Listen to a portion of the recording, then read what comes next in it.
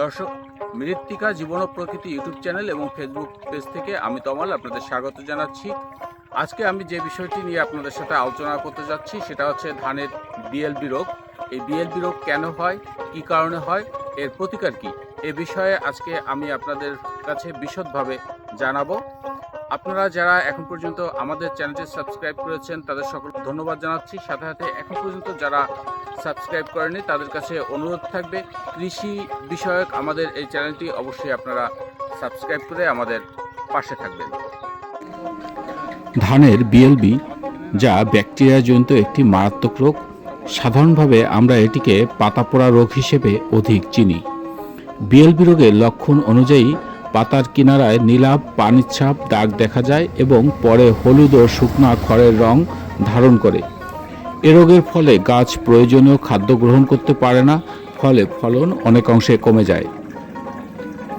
BLB রোগের লক্ষণ: দূর থেকে আক্রান্ত জমিতে ধান আগুনে পোড়া বা ঝলসানো মনে হবে। শুধু জমির এক অংশে যদি বিএলবি রোগে আক্রান্ত হয় তাহলে মনে হবে জমিতে বজ্রপাত হয়েছে। আক্রান্ত অংশ প্রথমে ধূসর সবুজ ও পরে হলদে হয়ে বাদামি বর্ণ ধারণ করে শুকিয়ে নষ্ট হয়ে যায়। এ রোগ সাধারণত পাতার উপরিভাগ থেকে শুরু হয়ে পাতার আগা পানি ভেজা ঢেউ খেলা দাগ শুরু হয় এবং ধীরে ধীরে নিচের দিকে নামতে শুরু করে এবং সমস্ত পাতা নষ্ট করে ফেলে। আর্দ্র আবহাওয়ায় আক্রান্ত পাতার উপর হলদেটে বা দুধের মতো পুঁজের মতো দানা দেখা যায়। চারা অবস্থায় আক্রান্ত হলে পুরো গাছটি শুকিয়ে মারা যেতে পারে।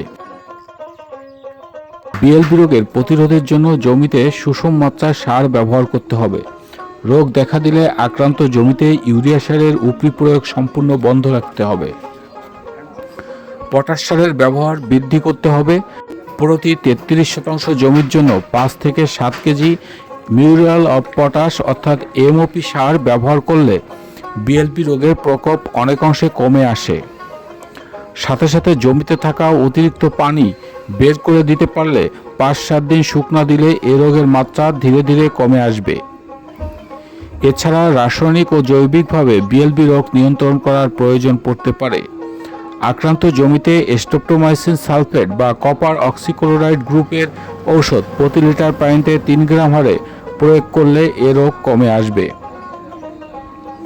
7 দিন বিরতিতে দ্বিতীয়বার ব্যবহার করলে ভালো ফলাফল আসবে। বিএলবি প্রতিরোধে আরও কিছু সমাধানের মধ্যে ভালো সমাধান হচ্ছে প্রতি লিটার পানিতে 5 থেকে 7 গ্রাম হারে সালফার 80%, 5 থেকে 7 গ্রাম হারে এমওপি সার এবং 0.5 গ্রাম অর্থাৎ আধা গ্রাম হারে চিলেটেড জিঙ্ক একত্রে মিশিয়ে স্প্রে করলে ভালো ফলাফল আসে।